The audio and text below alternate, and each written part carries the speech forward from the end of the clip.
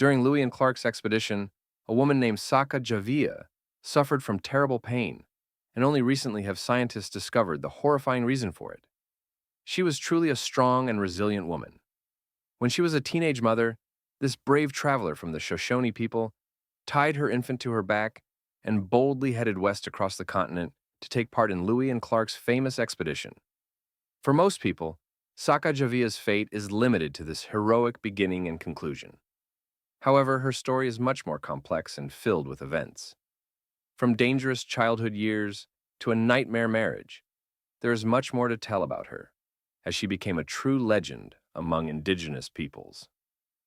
Sacagawea was born in the 18th century, in 1788, in the scenic mountains on the border of modern Montana and Idaho. Around the age of 12, her life dramatically changed when her people, the Shoshone, were attacked in a brutal raid by the Hidatsa tribe. During this raid, Sacagawea witnessed horrifying scenes. She saw several of her tribesmen die before her eyes. She was immediately kidnapped and taken to Hidatsa lands. In some versions of her story, it is mentioned that she endured cruel treatment in captivity and was turned into a slave, enduring 3 long years of enslavement and humiliation. When Sacagawea was 16, her captors decided that she was more valuable as a young bride than as a mere slave. According to this decision, she was sold to a man named Toussaint Charbonneau. Other accounts say he won her in a game of chance. In any case, the truth is difficult to establish with certainty, but it is known that this man was a French-Canadian settler with a reputation as a brutal oppressor and a seller of women into slavery. Clearly, Charbonneau was not gentle or humane. He was evidently only interested in using women for his own purposes, not respecting their consent. Authoritative sources indicate that Sacagawea was not his only wife. In fact, he was already married to another woman from the Shoshone tribe. What is especially striking is that the women he acquired, around 30 years old, had no choice in their fateful union with this man. At the time of her marriage, Sacagawea was only about 16 years old, and there was a 30-year age gap between them, which speaks to the ruthless cruelty her new owner showed towards her. In November 1804, when her marriage with Charbonneau was just beginning, fate unexpectedly brought her together with 2 people who would forever change her life. These were the exploration captains, Lewis and Clark, whose expedition led them through uncharted lands, and whom Sacagawea met later in life, after enduring numerous trials and horrors. This meeting marked the beginning of a new chapter in her life, and her story continues to be one of the most vivid and tragic pages in the history of the Native American peoples. Lewis and Clark embarked on a perilous and important journey to explore the recently acquired lands of America and to create a detailed map of the territories added to the country as a result of the Louisiana Purchase. However, their team was not fully staffed. They needed guides and interpreters from among the native peoples to successfully traverse the vast expanse of the continent and understand its complexity. These companions proved to be invaluable, as without them, any attempts to chart this limitless region would have been significantly hindered. At first, the pair thought that a man named Toussaint Charbonneau was not the most important of their guides, but they deeply liked his wife. Since Sacagawea spoke the Shoshone language, they wanted to take her along so she could serve as an intermediary between them and other tribes. Closely linked to this, Charbonneau's fate was not particularly significant. He essentially played the role of a fourth wheel. Many months before the expedition began, their firstborn, a boy named Jean-Baptiste Charbonneau, was born. It is said that during the childbirth, Sacagawea made an unusual decision. She ate crushed rattlesnakes, believing it would help speed up the labor. This demonstrated her unwavering strength and the struggle that had begun long before the start of this journey. Most young mothers try to hold themselves together and not rush after giving birth, but Sacagawea was not of that kind. In just a few weeks after her baby's arrival, she set out with Lewis and Clark on a difficult and dangerous trek. The expedition started in April 1805, and everyone knew it would be challenging, but the trials for Sacagawea were especially harsh, primarily because she, as a new mother, had to carry her tiny infant on her back throughout the entire journey. constantly facing the dangers of unexplored lands. Nonetheless, Sacagawea was crucial to the success of this expedition. Her role in keeping everything under control was also significant. She translated and established contacts between the travelers and local tribes, prepared food, foraged, did the cleaning, made herbal medicines, and practically ensured the expedition's smooth operation. She did everything with ease and professionalism, creating the illusion that everything was going as smoothly as clockwork. But even the strongest person can eventually face something that shakes them to their core. For Sacagawea, approaching a new stretch of the route revealed something very familiar, a place she immediately recognized. It was the land where, many years ago, she was kidnapped from her homeland. Her heart immediately clenched as she found herself closer than ever before to her childhood and her home. However, demonstrating her strength and resilience, she did not cry. She did not allow herself to show weakness at the moment when she was face to face with a place that held deep meaning for her, a symbol of the past traumas she had to overcome. This unwavering resolve spoke of how much she had become stronger. After years of living, she had transformed from a vulnerable girl into a woman capable of withstanding any trials. One day on May 14th, 1805, the expedition encountered an unexpected difficulty that threatened to jeopardize their entire journey. That day, Sacagawea's husband, operating one of the vessels, suddenly faced a strong gust of wind that seemed to come out of nowhere. This powerful gust so shook him and caused him to lose control that he nearly capsized the boat. Frightened to the core, in a panic, he almost overturned the vessel completely. Fortunately, Sacagawea was nearby, displaying bravery and decisiveness.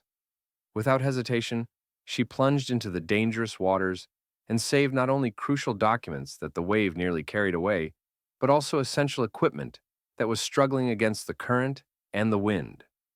After this incident, Chabano sat there, paralyzed by fear and unable to move, while the same Sacagawea, without panic, heroically rescued the documents and tools, not even hesitating. Following the event, William Lewis's remarks were recorded in his journal, noting that Chabano was a man without particular virtues, one of the most shy and clumsy mariners he had known. However, despite his comical awkwardness, his character and actions repeatedly proved that jokes and underestimations against him were completely unfounded. On the contrary, he could cause considerable trouble, especially for Sacagawea herself, whose life he repeatedly made worse. As evidenced by a troubling entry in the explorer's diaries, just a month after she saved the expedition, Sacagawea suddenly fell seriously ill and was losing her mind. Modern historians speculate that the cause might have been gonorrhea, a disease she likely contracted from her unscrupulous husband. Clark, observing Chabano's behavior during his wife's illnesses, was so displeased with his attitude that he left a rather harsh remark. "If she dies, it will be his fault, and I am already convinced of that." Sacagawea managed to recover sufficiently to continue the journey, but soon after, Lewis and Clark's team reached the lands of the Shoshone people, the region where she had grown up as a child. When she first recognized this familiar territory, she showed no outward emotion. She maintained a restrained calm and cool composure. But soon, everything changed. Emotions surged outward, and her restrained face broke apart, giving way to genuine joy. She began to sing and danced, astonishing and even shocking other travelers. Importantly, this was not only the place she recognized, it was something greater.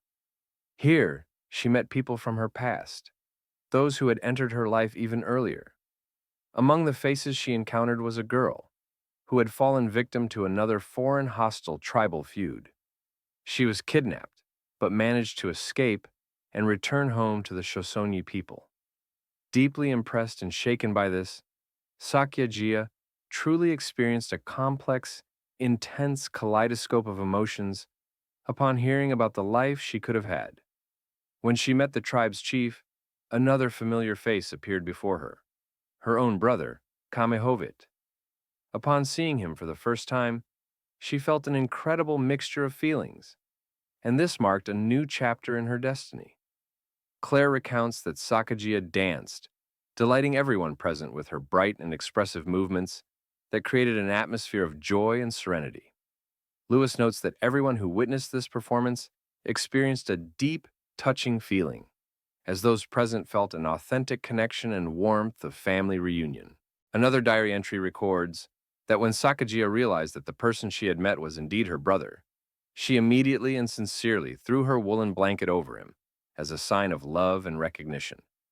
At that moment, she burst into tears from emotion and joy, and they continued their private conversation throughout the night. In some versions of this story, it is mentioned that Sacagawea also met a man she was to marry. In her youth, her family had promised her in marriage to a fellow tribesman, which added particular significance to her destiny.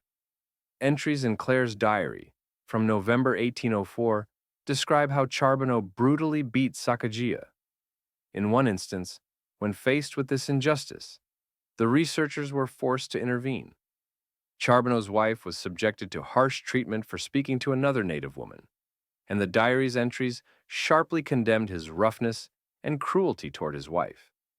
By the fall of 1805, the journey across America was becoming increasingly bleak and impassable.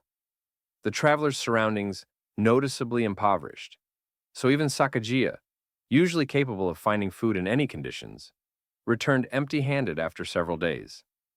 Eventually, the adventurers became so exhausted that they had to eat even fatty layers just to stay on their feet and survive in these harsh lands. Despite the dangers and hardships of the journey, Lewis and Claire consistently describe Sacagawea in bright and positive terms. According to them, she was brave, persistent, intelligent, lively, determined, and very inventive. She displayed inexhaustible energy and loyalty to the cause. Claire best expressed her qualities by saying that Sacagawea inspired them and gave them strength to move forward. After a long and exhausting journey, the travelers finally reached the west coast.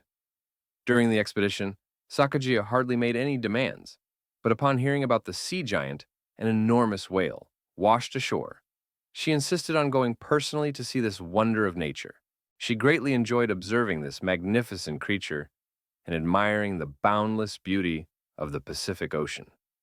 One of her happiest moments remained in her memory, as it was the last time she could feel joy and peace. Soon after, Sacagawea took a deep breath of the fresh sea air and marveled at the majestic calm of the ocean. She, along with the other expedition members, turned back, heading towards their futures and destinies. Unfortunately, their journey home was not entirely smooth and easy. For several weeks, the health of Saakia's son significantly worsened, and he became so dangerously ill that all the expedition participants united to help the little boy recover and get better. Thanks to their efforts and care, he managed to defeat the illness and emerge from his critical condition. Apart from the illness of little Pompey, the return journey was relatively calm and free of major incidents, which was a blessing and relief for everyone.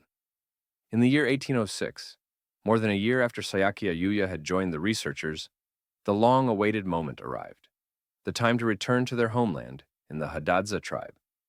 Of course, we cannot know exactly what feelings overwhelmed her at that moment, when this long and challenging journey came to an end.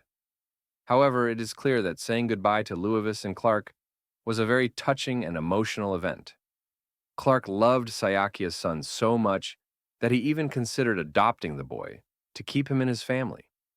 For 3 years, Saakia and her husband lived among the Hadadza people, trying to adapt to their new life and circumstances. But deep down, both felt that their hearts were drawn to the wild nature and uncharted expanses. Soon, they began preparing to leave St. Louis. However, before that, fate prepared a tragic moment for them. Sacagawea made a very difficult decision. She realized that thanks to her wealth, social status, and the sincere love demonstrated by Lewis, Clark could provide her child with a much better life than what was possible in her own family. In 1809, Saakia and her husband decided to leave Pompeii and St. Louis, where Clark took the boy into his guardianship so he could attend school and eventually become an explorer like his mother. At that time, Sayakya was already carrying her second child in her womb.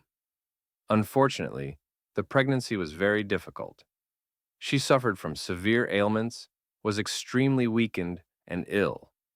However, despite all the hardships, in her characteristic manner, Sacagawea managed to give birth to a girl, whom they named Lizette. This happened in 1812. Unfortunately, she did not have the chance to truly get to know her little girl, as a tragedy soon followed. In December of 1812, Sayakaya fell seriously ill, and historians agree that the cause of this deadly ailment could have been a putrid fever or perhaps typhus. In any case, the illness proved to be fatal for her, despite the numerous trials and hardships she had endured earlier. This time, Sayakaya Yuya was unable to overcome the disease. She died on December 20th, 1812, at the age of just 24. However, some researchers believe that Sayakaya Yuya's story is not over at this point. There are grounds to think that her fate continues to remain a mystery, both for history and for those who remember her. In the early 20th century, one researcher claimed that Savkajia lived until 1984 and died in Wyoming. Despite the popularity of this information in certain circles, over 100 years later and after thorough investigations, most historians regard it as unreliable. It is generally believed that this refers to another woman, now known as the Windy River Savkajia, who bears the same name but is entirely unrelated to the original person. After losing her wife to illness and her son to a mysterious figure named William Clark, the widow decided to start a new life and create a new family. She gratefully accepted Clark's offer to officially adopt his other child, Lizetta, while herself returning to the familiar life of a hunter and fur trader. While Pompey, her son, grew up and inherited her invisible yet strong penchant for adventure. Characteristic of her, Lizetta's son, Clark's child, unfortunately, was not so fortunate. The only thing known about her today is the assumption that she most likely died in childhood or adolescence, as no other information about her fate exists. Meanwhile, a man named Tucson, known for his incline to wrongdoings, continued leading a decadent life and eventually married at least 5 times. His last wife was only 14 years old when they tied their fates together, while Tucson was already over 70. Even death could not permanently halt Savkajia's destiny. After her death, she became a symbol not only for America, but also for the Shoshone people. In memory of her role in mapping the country, her face was depicted on American currency, and the river where she heroically saved important expedition documents was named the Savkajia River. One of the most well-known aspects of her story is supposedly a romance with William Clark. It is clear that they got along well. Clark affectionately called her Jenny. She saved him from a brutal husband, and she loved her little son very much. Despite frequent portrayals of their shared love in books and movies, most historians tend to believe that they had no secret romantic relationship. They sincerely valued and cared for each other, but their relationship lacked passionate confessions, moonlit walks, or romantic glances that would indicate deep love. Savkajia's story is complex and difficult to fully understand, since all that is known about her are entries in other people's diaries, as she left no documentary evidence herself. There are no letters or notes written by her. As a result, it is extremely challenging to penetrate her inner world and understand who she was or what she truly thought. However, one thing is certain. She was born for adventure, and her fate was predetermined by a desire for new discoveries.